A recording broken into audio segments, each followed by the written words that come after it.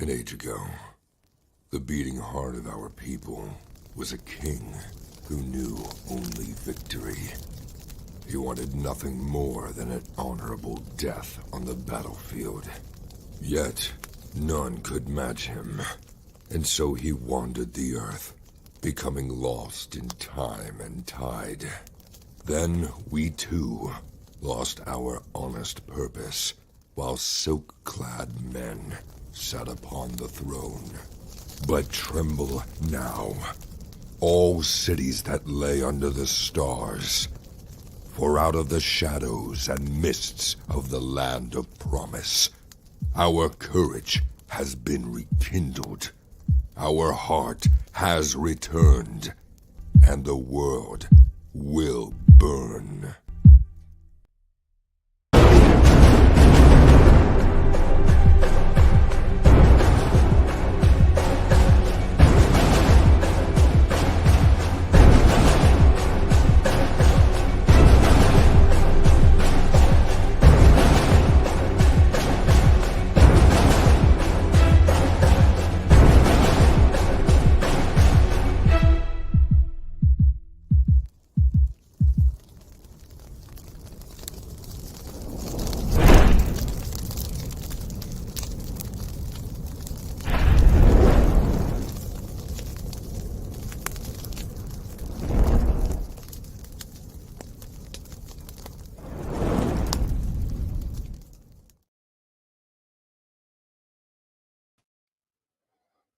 All right. How's everybody doing tonight? I got 3, 4, 5 people in the chat. That's great.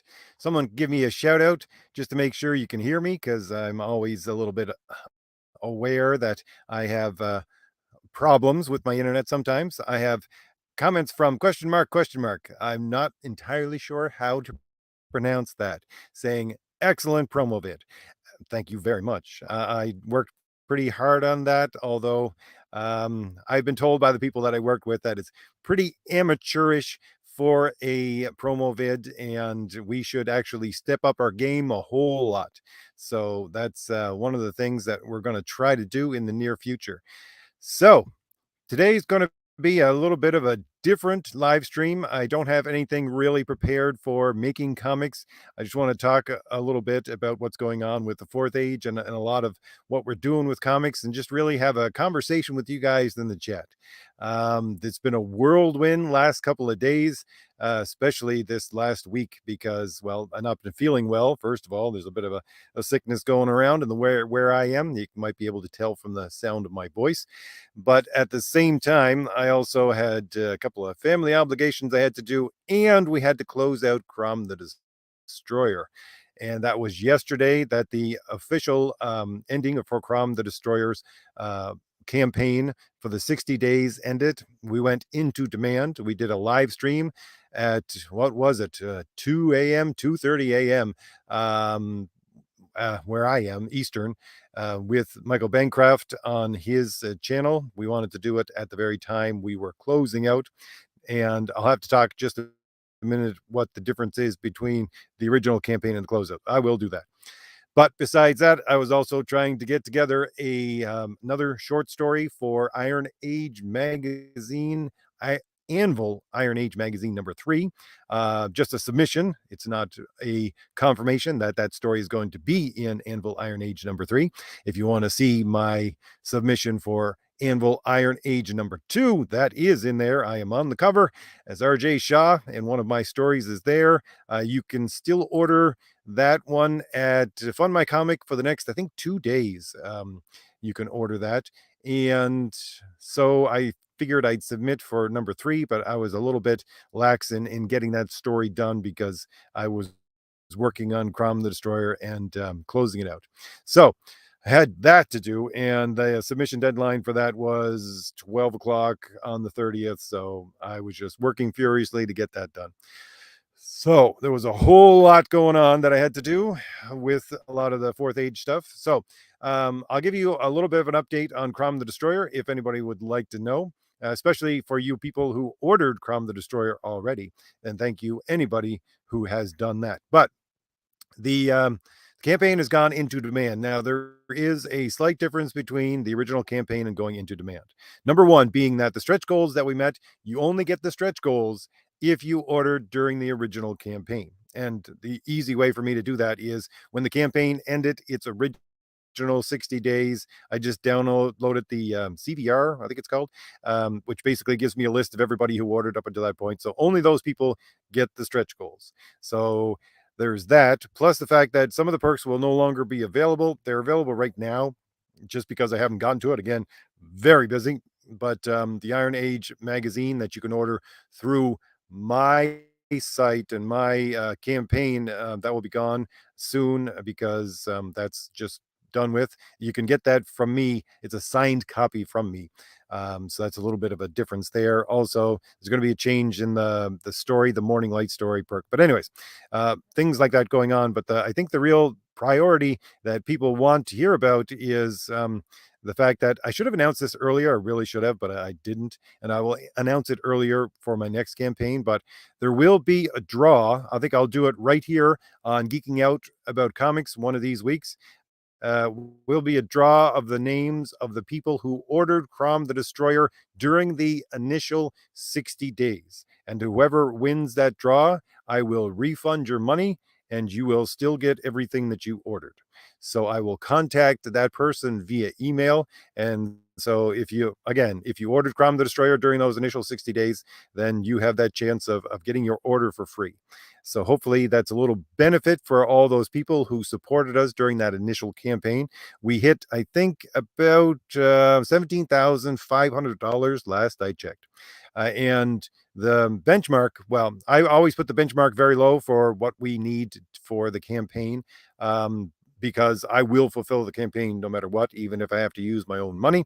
However, my benchmark for doing a Crom the Destroyer #2 is $20,000, and that's why I put it into demand so that we can top up between the 1750 and the 20,000, which I think we can still do within the next couple of months. We did that with the Valiant Heroes #1, and we brought that up to 20,000, which is good. That justifies the fact that we can do another edition of it. So as soon as we get up to 20,000, which I'm sure we will within the next month or two, for Crom the Destroyer, because I'm going to keep pushing it so you can order the main book, we will be chugging along on creating issue #2. We have to finish issue #1, make sure all the art gets out there and get that out to the people before we do too much. But anyways, there's that.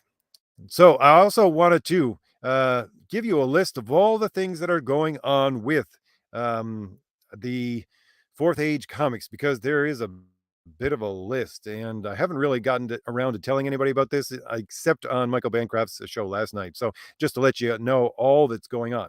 So number one, the Thomas Valiant Second Chance is being fulfilled right now. We have about 10 people left to be fulfilled that are having a little bit of a problem getting a hold of a few things for shipping. And we're going to be doing that in the next couple of weeks. The Valiant Heroes, if you order the Valiant Heroes #1 from that campaign, we are doing the coloring for the last pages. All line art is done. We're doing the coloring now, and before the end of the week, the lettering will start, and we're going to go to print with some of the material within the next couple of weeks, month. Besides that, Crom the Destroyer just closed out. We will start working furiously on that. I have the Morning Light story in Iron Age magazine #2 again, which is up on Fund My Comic, and you can get it there for the next 2 days. It's up there. I've made the submission for a story for Anvil Iron Age magazine #3. So if you want to see more Crom stories, go and pester those great people over at Anvil Iron Age magazine, probably on Twitter, saying, "Hey, why don't you give RJ another chance?" I don't know. I may get another chance anyways because my story is good enough to get into issue #3. But hey, it's always great to hear from the fans and say, yeah, we want more RJ stories. So there's that. Also, I'm working on a short story, which is a comic story, which is probably about 8 pages, which I'm going to submit to what is it? It came out on a Wednesday, alternate press. We'll see if we can get that published there, just because it's something I want to do on the side, although it's going to be tied into what we're doing here. Renzo has also started the first 5 pages of Thomas Valiant #2. We will be starting that campaign in the new year. We want to get some of the other ones fulfilled first, but we're starting on the art right now because it is coming. You just wait. If you're a Thomas Valiant fan, that is in the works. And on top of that, I'm also writing 2 other scripts for 2 other graphic novels. The largest one that I'm working on right now is a character called Artemis. If you're wondering who she is, you will meet her in the Valiant Heroes #1 if you ordered that book. The backup story is about her, which is in the main graphic novel. It's an 8-page backup story. And you get to see her mentor, which is Cardinal. She plays a large part in the Valiant Heroes, and then again in Thomas Valiant #2. So those characters are going to be appearing more and more, and I'm going to do that most probably in a manga-esque style, because I'm working with a manga studio for the short story I worked with. It's already done. The short story for Thomas Valiant #2, that's already done. That was one of the first that was done for the entire book.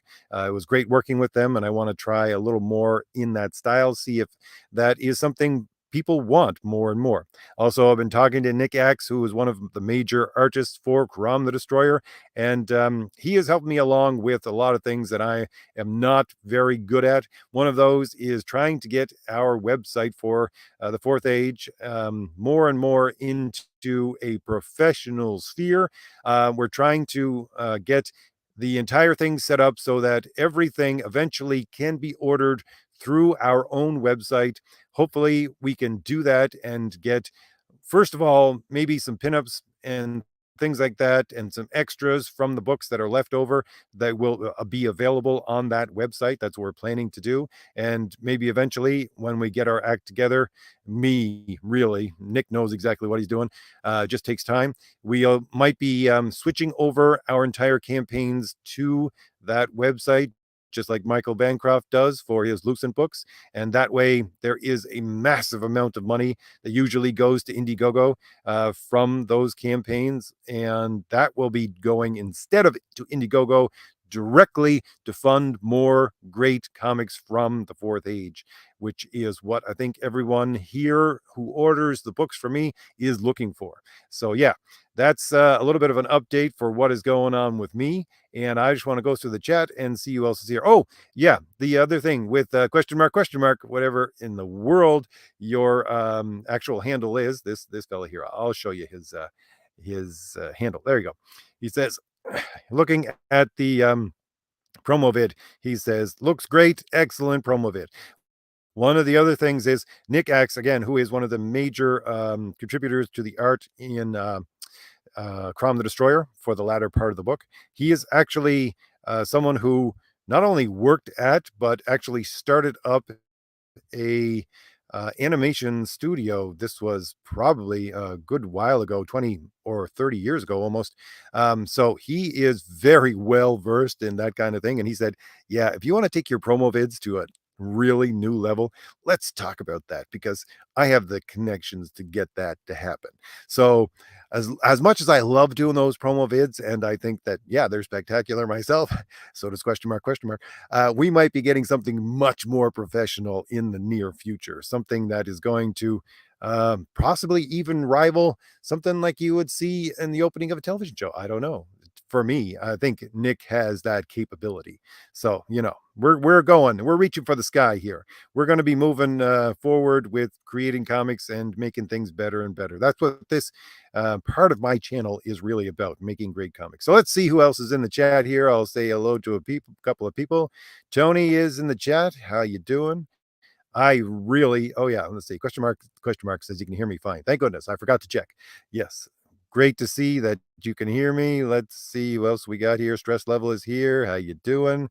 Let's see. Scrolling down a little bit. Oh, we got Renzo Renzo in the chat. How you doing, Renzo? Renzo, if for anyone who does not know, Renzo is the artist for Thomas Valiant and the Valiant Heroes. He does the main book, one of the main books for the Valiant Heroes, and we're working on Thomas Valiant #2. He's also worked on a number of campaigns with Richard Meyer and a bunch of other indie comics, as well as working for Black Mask and a couple of other small indie publishers. So he is a man of many talents, Renzo Rodriguez. How you doing, Renzo? Let's see who else we got here. Vaz is in the chat. Let's see. It says making quality content is a little like Sisyphus working on his rock. It never stops. Keep up the good work. Thank you very much, and I quite agree.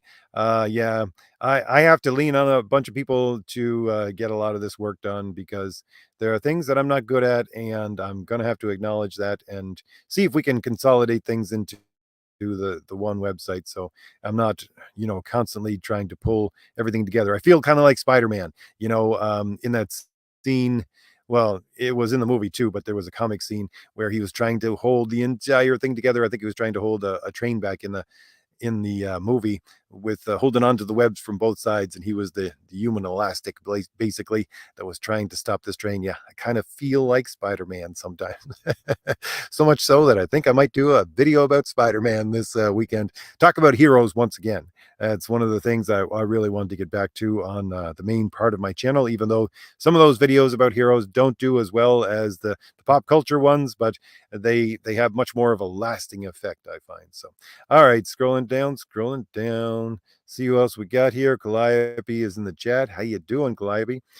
Calliope says, I'm sad I missed the closing live stream. I was sleeping. Yeah, well, what we did was Michael wanted to do it at the exact time we closed. And also, he doesn't usually stream on Tuesdays because that's his day off. But he made an exception. Thank you very much, Michael. Anybody who wants to look at and find great indie creators other than, yours truly and people like Renzo Rodriguez, go over to Michael Bancroft's channel. It's just Michael Bancroft, I think, on YouTube. He's the Lucent on Twitter.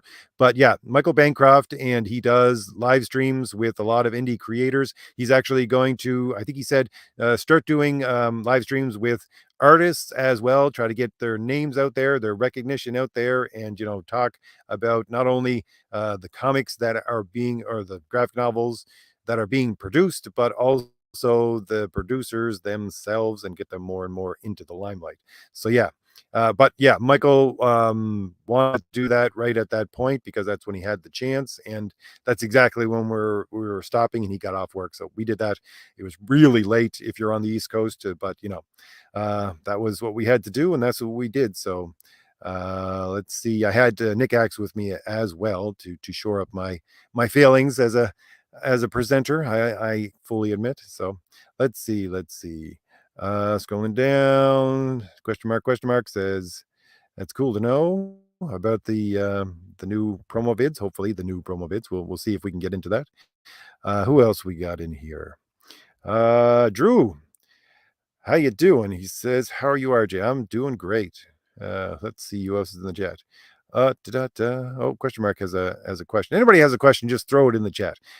Today we're just having a good old time together, and answering some questions. Probably won't be as late as we normally go. He says, an animated page turning book would be cool. Zoom in and out of a 3D book, turning pages and highlighting certain action panels. Hire a 3D animator for that. Actually, you can do most of that in, what the heck is it called? It used to be called Manga Studio.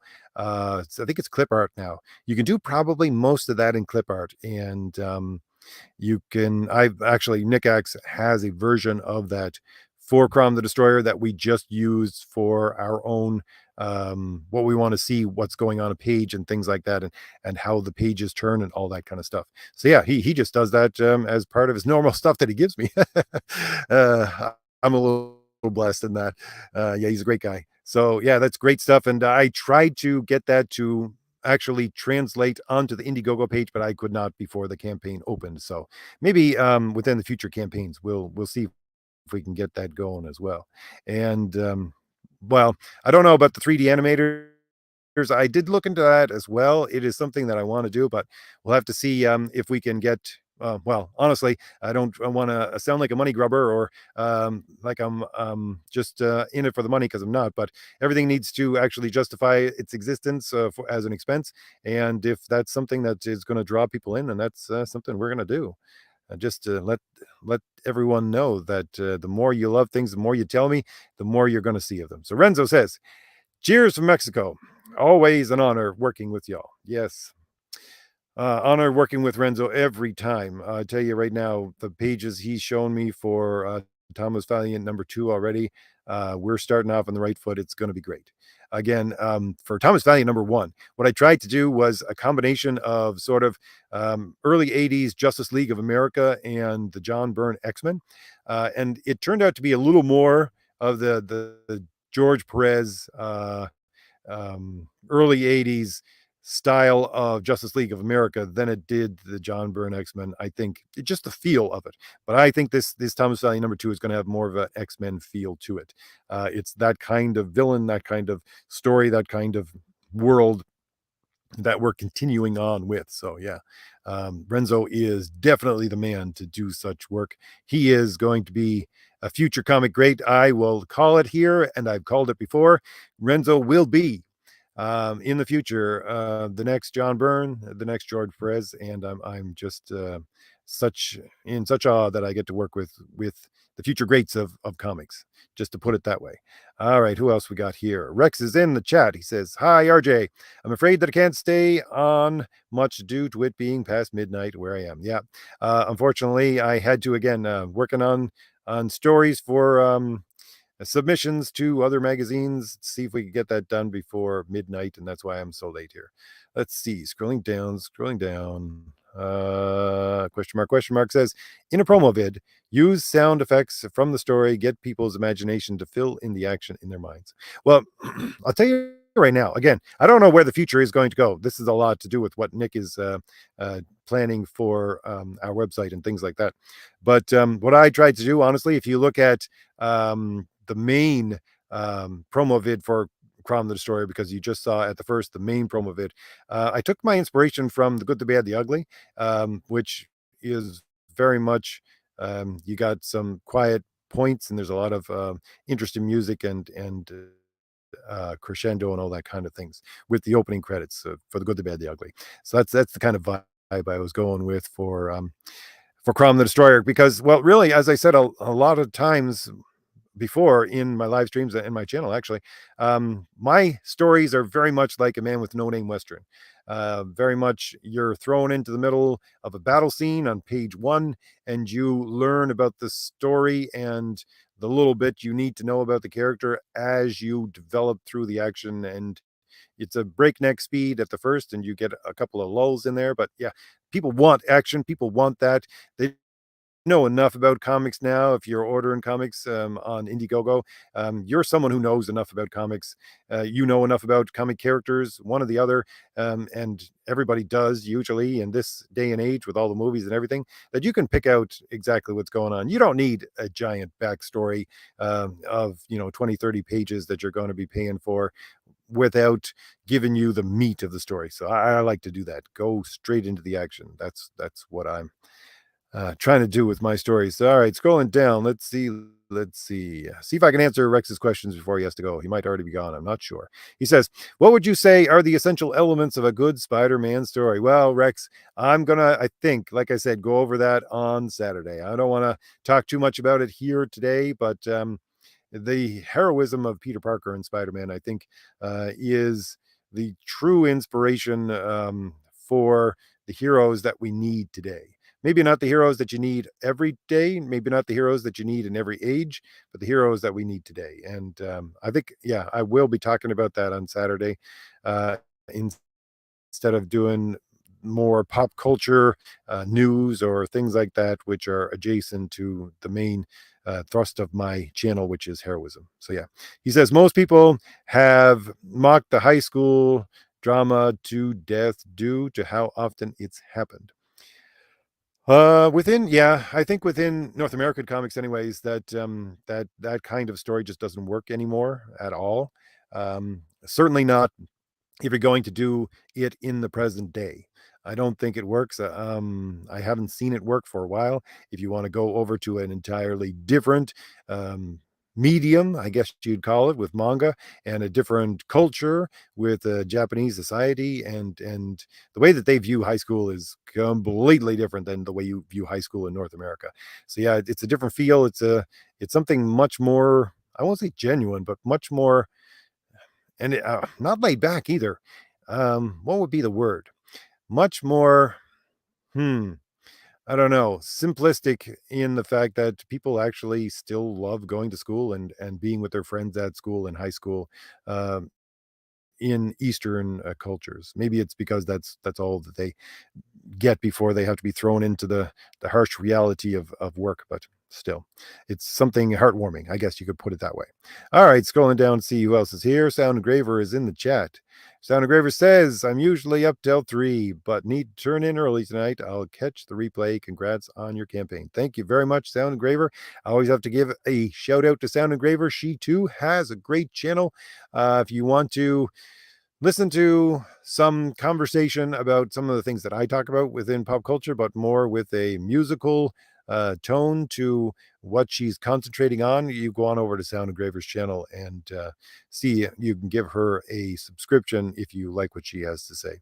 All right, so we're getting down here. Like I said today, we might just be doing a short live stream today, but because I didn't do a whole lot of prep because there's so many things going on, I might just talk a little bit more about Crom the Destroyer.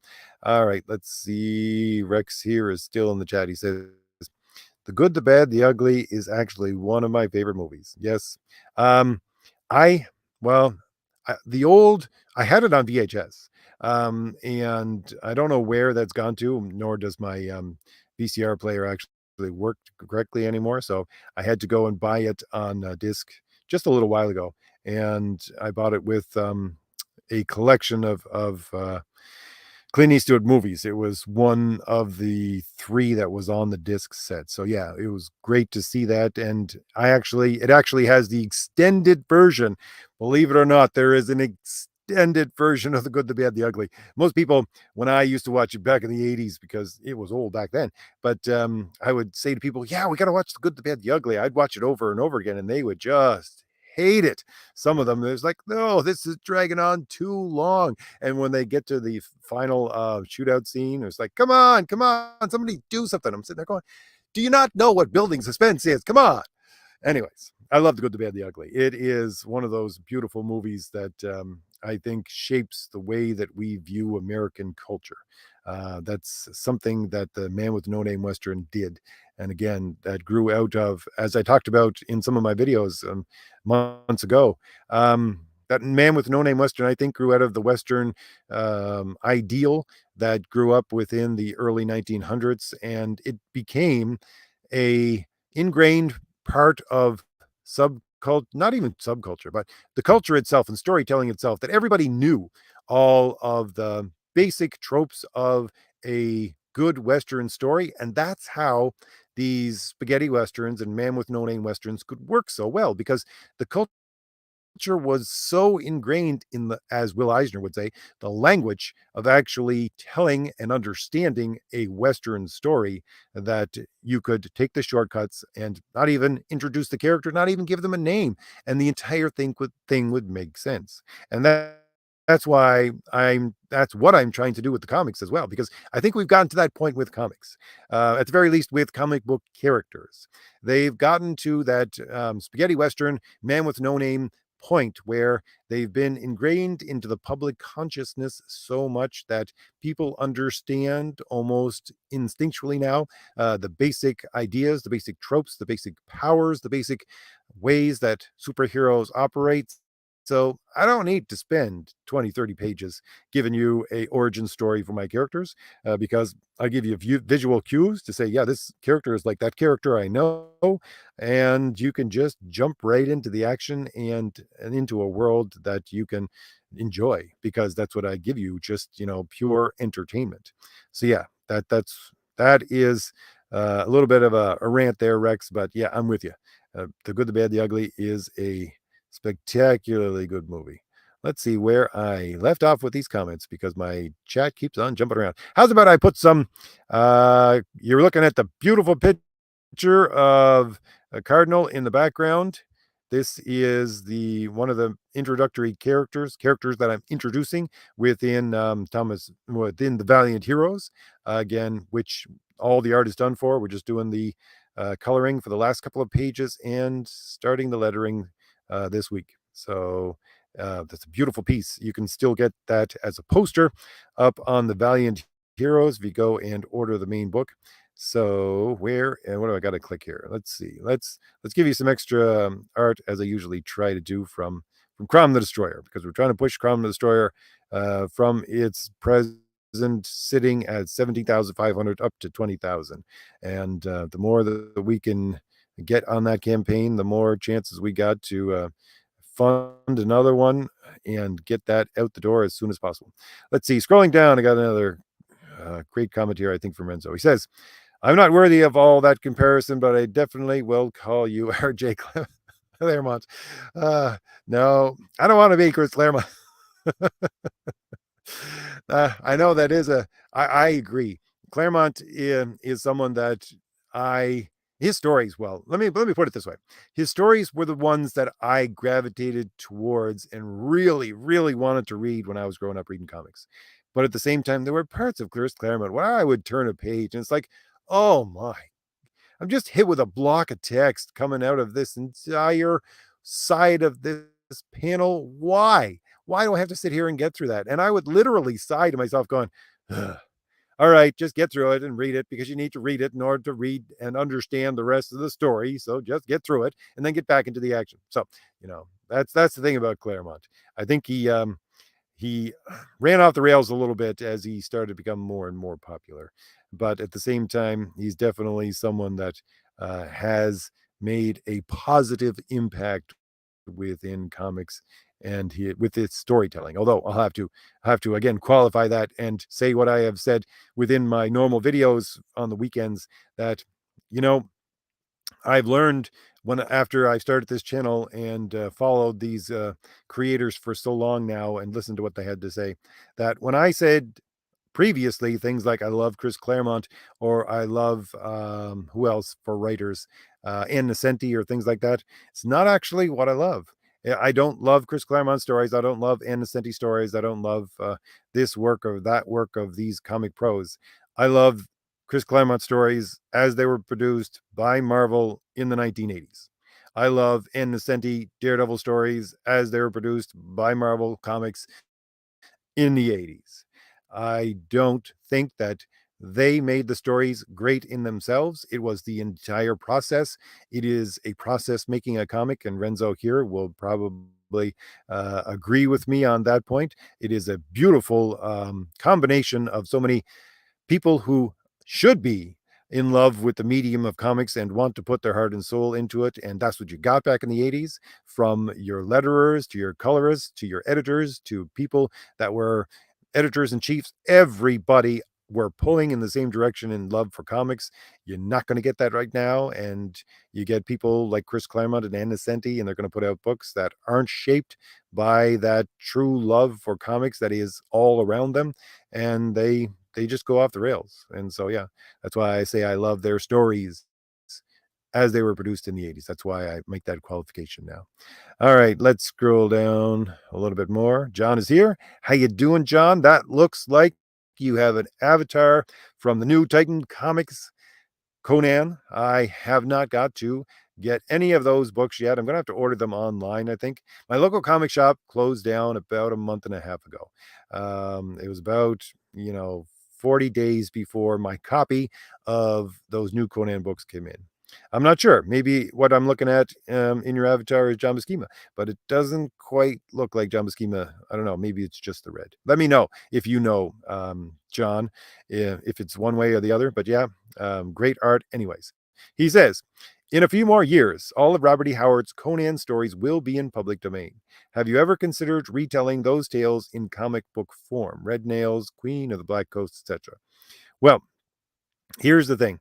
I think there are so many people that are going to start doing that. We talked about this last night at Michael Bancroft's just a little bit. Nick Axe had brought this up, but yeah, Chuck Dixon himself is doing that to some extent. I think right now he said with one of the publishers that he's working for. So there are many more skilled writers and season writers, I think themselves, that are going to do that. So you don't need me doing that. I'm going to give you new stories, and maybe if at some point when they become public domain, we can harken back to those as mythology, then yeah, let's do that. But I try to give you new stories. That's why for Crom the Destroyer, it's Conan-esque. Again, trying to go back to the roots of the character, because I'm going back to the old Celtic myths, but mixing in a little bit of Cull and Solomon Kane at the same time. There's that, but to mix in elements of great Robert E. Howard storytelling. This is what you get with Morning Light, which is the story that's published in Anvil Iron Age magazine #2, and the new story that I just finished writing not too long ago, which I submitted for publication, for possible publication, if they will accept it, to Anvil Iron Age magazine #3. You need to just bathe in the wordplay of Robert E. Howard for a while in order to write in that sense. I think it's a beautiful way to do it, and it's something that probably wouldn't fly within modern writing, and modern editors would not allow it. But if you're going for an audience that loves Robert E. Howard stories, then yeah, give them that and give them something new. And that's what I'm going to try to do. But again, I would love to use those stories once they go into public domain as sort of a mythology, almost like the Celtic myths themselves that I draw on, which are so great. So yeah, we'll look forward to that hopefully in the next couple of years. So scrolling down, who else we got in the chat? Jimmy's here. How you doing, Jimmy? He says, "What are your thoughts on what? What's your thoughts of the Darkness #1 game being remastered and Night Drive Studios is involved?" Jimmy, I have no clue what you're talking about. Sorry, I don't know if this question is for me or for not, but no. Honestly, I've been so busy for so long. I'll just tell you right now, I'm a PC gamer. I was a PC gamer. That's what I'll put it that way. But really, I think honestly, the last real thing that I got invested in for a long time video game was Baldur's Gate 2 and Neverwinter Nights 2. That was a long time ago. If you ask me, it seems like a long time ago, anyways. So I just play retro games now, and things that I can open up on DOSBox and things like that on my computer. So I love retro games. We'll put it that way. Let's see. Scrolling down. Vaz has a comment here. He says, da, da, da, da. "What was the last recent comic that you would consider heroic?" The last recent comic. Well, I would say that now I won't put this there. There are qualifications on this, Faz. I think the last good story that was told that had some heroic elements to it, and that really could have been spectacular, but there were a few things in there. You got your quote unquote progressive ugly head sticking up a little bit. Was the Freedom Fighters that came out? What was it? 2000 and I don't know if it was 2000 or 2001. Not sure when the Freedom Fighters came out from DC. The latest, it was basically a maxi series of I think 12 issues. Yeah, that was great. I really really liked that. I really enjoyed it. Yeah, there was some things in it that you just roll your eyes at and let it be, but that was pretty good. And you got to see some heroism because you got to see some actual stakes in that book, because people could die, people were dying, and there was there was something that about that story that really drew me in. Let's see. I'm gonna re-up some of that beautiful art just one more time. Let's see what else. Maybe I'll do this one. I got a couple here. Probably shows you some of the same, but not all of the same of the art. No, no, that's the wrong one. Let me see. That's the one you already saw. All right, let's put it over to this. I think that'll give you a little bit new art here. All right, scrolling down a little bit. we're gonna probably be wrapping this up pretty soon. Tony says, let me just put this up on the screen. Tony says, "What are your thoughts on Marvel's adaptation of Howard's works?"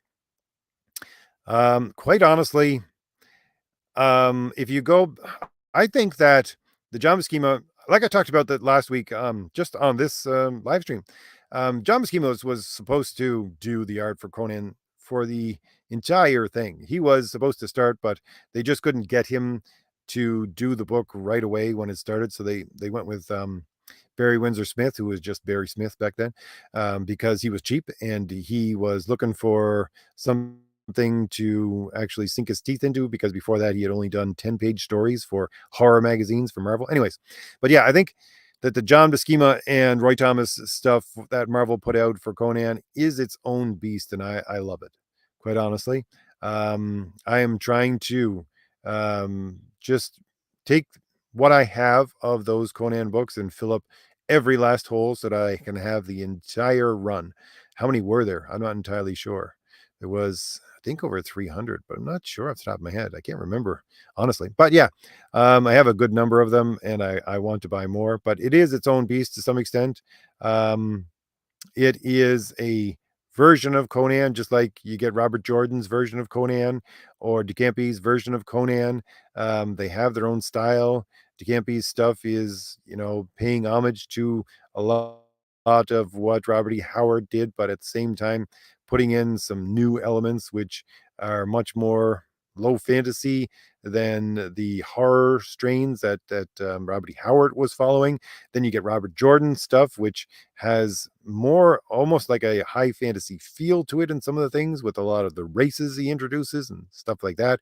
But yeah, you get also get Roy Thomas's, and Roy Thomas, you get a lot more of the medium that you're working in. This is one of the things that I'm loving about Anvil Iron Age magazine. Again, I'll push this all day long, but Anvil Iron Age magazine #2, you can go over to Fund My Comic right now and get that. That is basically an old style pulp magazine, and I love writing for that kind of magazine, even though I've only got the one sub story published so far, and I just wrote the second one, which I'm going to, see if they will publish it.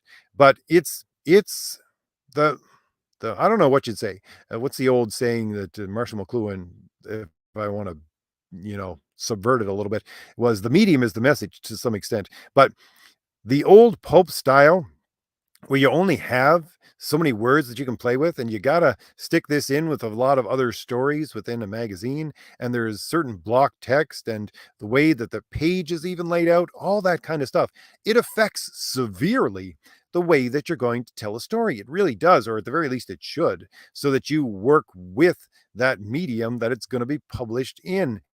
And I find that writing the Robert E. Howard style, especially how he describes things and how the people talk, yeah, that works for pulp magazines. Now, we're used to it, if you're a Conan fan, being outside of those things, and you see it at other places, but that's where it works best. And I think that's part of the spirit that I'm trying to capture when I write those similar stories. And that's the thing. You'll notice that there isn't a whole lot of talking, certainly not on Conan's part, in those stories, or Cull, or Solomon Kane.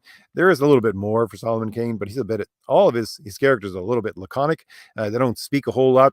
But again, I think that's because of the structure of the books in which he was being published, and word count, and how much you're going to get paid per word, and whether this was early on in his career or not, and all these kinds of things. They all play into exactly how you're going to tell the story. But when you look at Roy Thomas's stuff, there is a lot of talking in those old Conan books. There is, and it's a lot more talking than you're going to get within the Robert E. Howard stuff, or things like that. Conan is not as pithy. He's not as laconic. He's someone who will have a full conversation with people around him, and it's not going to be stifled by anything. All that kind of stuff. So yeah, it's its own beasts, and I do love it. The new stuff, no. I started with the new stuff, and it started off okay, not great, and it slid down very rapidly after about issue 6 or 7, I think. So yeah, don't have any real praise for the new stuff that Marvel put out. over the last couple of years. So yeah, I love talking about Conan. You get me talking about Conan, and I'll talk for an hour. So let's see. Scrolling down a little bit here, Tony. Uh, oh my chat skipped a little bit again, so I'm gonna have to figure out where I am. All right, let's see. Let's see. All right, here we are. Renzo says, totally agree with your take on Chris Claremont. Thank you. I know that you don't have to totally agree with me, but um, when we all try to make our stories better, and we look at what has worked and what hasn't worked in the past, I think that will help us make our comics better, our stories better. So yeah, you can't put Chris Claremont on too much of a pedestal sometimes.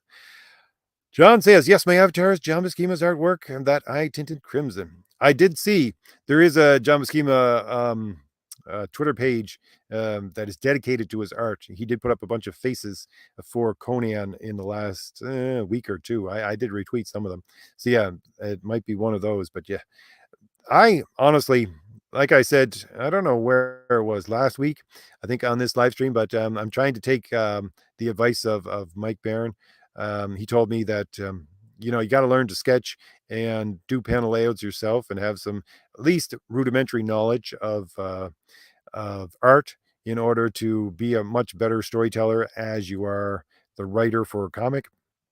So I've been looking into these things, and yeah, the different facial expressions, and you just look at these things that are posted by the John Buscema web, well, I call it Twitter page because it's not John Buscema himself, but anyways, and you see these studies of Conan's face. It is something that I wish I had the talent to do because it does draw out such a depth within his version of that character. So yeah, let's see. Scrolling down. I think we have. Oh, Jimmy's in the chat. How you doing, Jimmy? Jimmy says, oh, right. Jimmy had asked about the video games earlier. He said the Darkness are a set of comics by Top Cow. Now, I really never got into Top Cow and their books. I really haven't. Quite honestly, I'll let you know this. See, I tell this story every once in a while. I think it was after Zero Hour in the 90s. It was about when Marvel tried to reboot with the new universe, not the new universe, but what it was. Anyways, they tried to reboot and they put all the image writers on the new books for Captain America and Fantastic Four. Yeah, that's when I just said done with comics. I'm actually done with new comics. I would still go back and buy old comics or collections and things like that. But I was in university and money was something that you just didn't have time to bother with. So I didn't, and comics were just going up and up in price beyond my reach. So there's a large section of comic history between about 1996 and now that, well, actually, and I say 2016, that I was quite unaware of until the last 5 years or so, and I'm trying to get back to my comic store and buy as much as the good stuff of it as possible. So, but I have large holes in what I know about. So let's see. Scrolling down. Oops, 1 second here. Vaz has a question. He says, do you think a progressive story can be heroic, or is that like crossing the streams? No, you can't have a progressive story that's heroic. You just can't. I've talked about this a lot on my weekend videos. It in order for it to progress and be truly according to the progressive ideology, they have no end point where they want to reach. There is nothing that is ever good enough. Yes, I always say they're trying to reach for utopia, but utopia is nowhere. Utopia is something that you can never reach. And so there's never any limit to what they're willing to do to try to get that to work. And if there's no limits, then there's no high point of where honor begins, where virtue can be um, calculated from, all that kind of stuff. And as I always say, virtue is the fundamental basis of a true hero. That is, they are a paragon of virtue, and if you can't get to that greater good that is beyond human reach and acknowledge that it's there, and they can't because they have no limit to what they're allowing, what they allow people to do, give them a license to do, then it's not there. It's just not going to happen. Let's see, scrolling down a little bit. Let's see who else we got here. Tony, how you doing? We got a bunch of Tonys in the chat. Any further collaborations with other Comic Gate people? Yes, indeed. I have that secret project that is happening right now. Between now, I think, and I don't know what it is, the next couple of months, there will be some announcement made.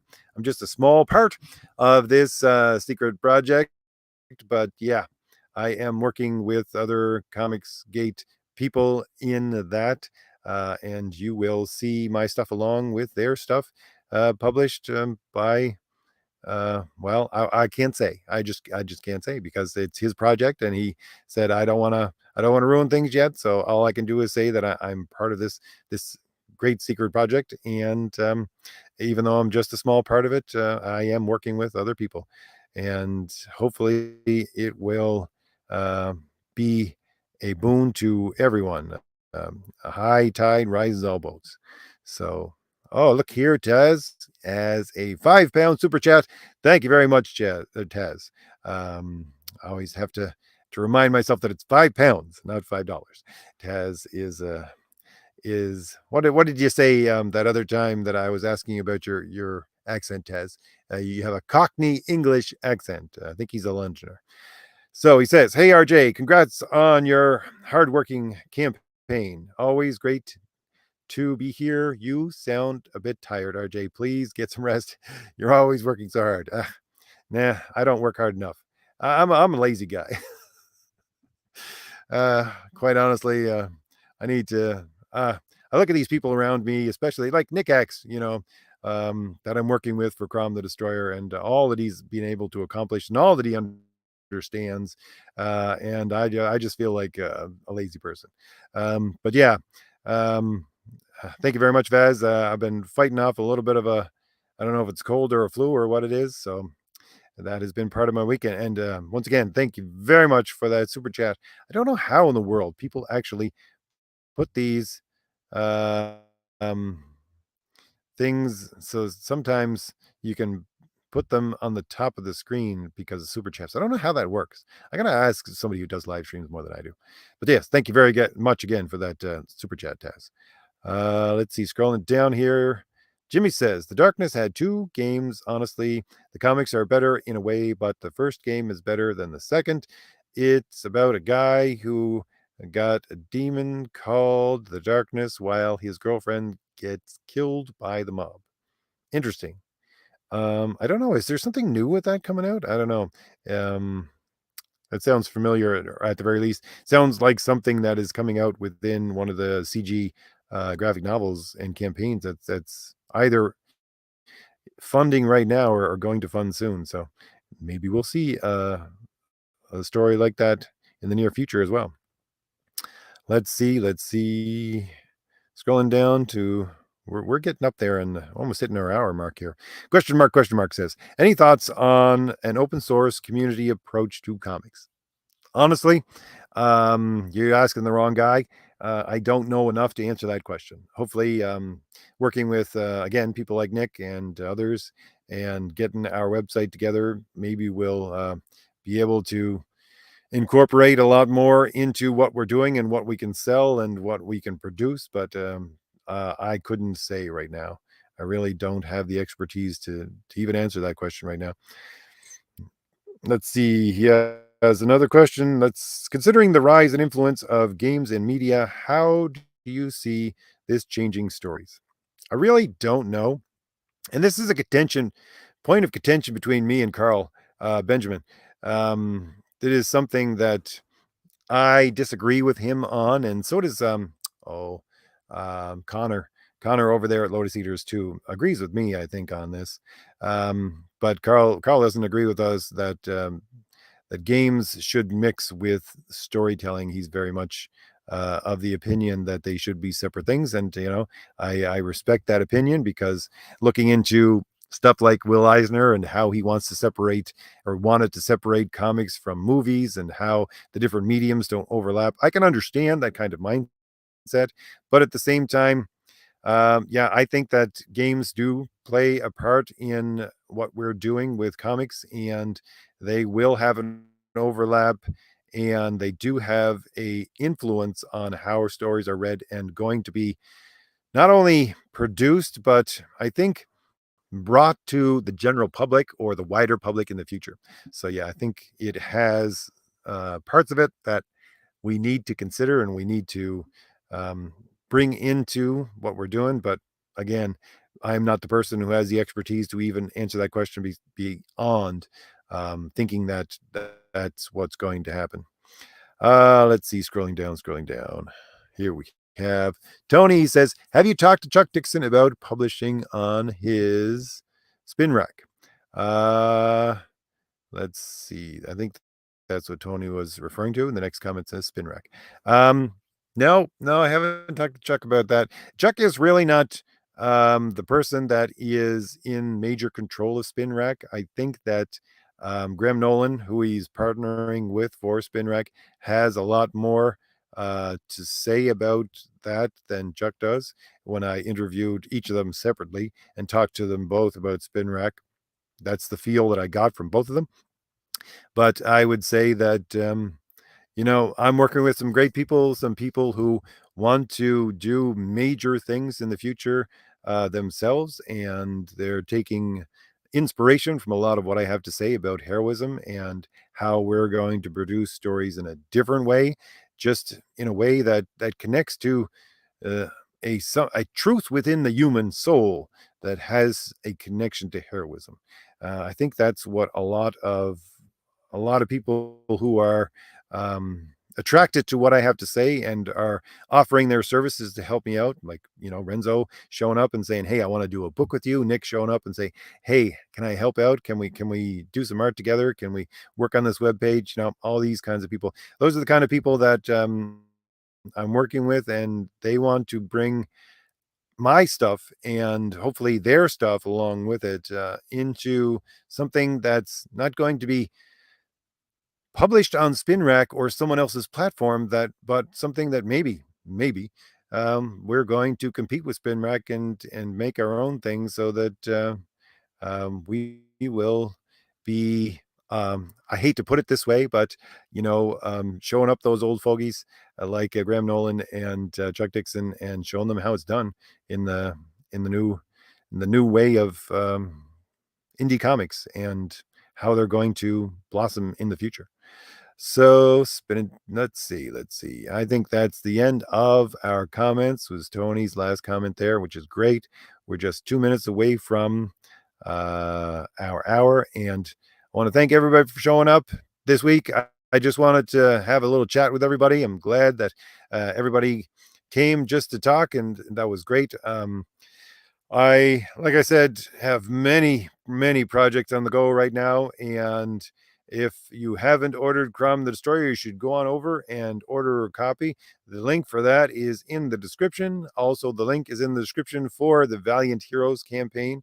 So those are now my two in-demand campaigns. We're going to shift out of promotional material for Crom the Destroyer right now, although we're going to keep on, pushing it out there. So hopefully we'll cross the $20,000 mark for Crom the Destroyer.